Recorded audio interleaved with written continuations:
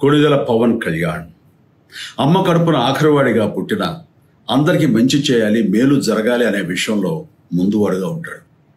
తన గురించి కంటే జనం గురించి ఎక్కువగా ఆలోచించే మనస్తత్వం నా తమ్ముడు కళ్యాణ్ బాబుది. ఎవరైనా అధికారంలోకి వచ్చాక ప్రజలకు ఏదైనా చేయాలనుకుంటారు.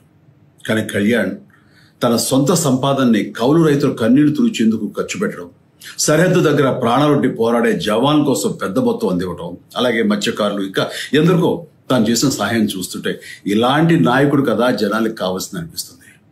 ఒక రకంగా చెప్పాలంటే సినిమాలోకి తను బలవంతంగా వచ్చాడు, రాజకీయాల్లో మాత్రం ఇష్టంతోనే వచ్చాడు. ఏ తల్లికైనా తన కొడుకు కష్టపడుతుంటే గుండె తరుక్కుపోతుంది. అలాగే ఏ అన్నకైనా తన తమ్ముడు అనవసరంగా మాటలు పడుతుంటే బాధ వేస్తుంది. అలా బాధపడుతున్న నా తల్లికి ఈ అన్నయ్యగా ఒక మాట చెప్పాను.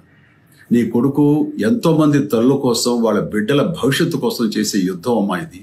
మన బాధ కంటే అది ఎంతో గొప్పది అన్నాను. అన్యాయాన్ని ఎదిరించకుండా మౌనంగా ఉండే మంచివాళ్ల వల్లనే ప్రజాస్వామ్యం మరింత నష్టం అని నమ్మి జనం కోసం జన సైనికుడు అయ్యాడు.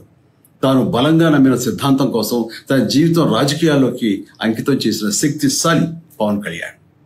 ప్రజల కోసం, రాష్ట్ర భవిష్యత్తు కోసం ఆ శక్తిని వినియోగించాలి అంటే చట్టసభలో అతని గొంతు మనం వినాలి. జనమే జయను నమ్మే జనసేనాని ఏమి చేయగలడో చూడాలంటే మీరు పిఠాపురం ప్రజలు కళ్యాణ్ని గెలిపించాలి. మీకు సేవకుడుగా, సైనికుడుగా అండగా నిలబడతాడు. మీకోసం ఏమైనా సరే కలబడతాడు, మీ కళ నిజం చేస్తాడు. పిఠాపురం వాస్తవ్యులకు మీ చిరంజీవి విన్నపం, గాజు గ్లాసు గుర్తుకి మీ ఓటు వేసి పవన్ కళ్యాణ్ని గెలిపించండి. జై హింద్.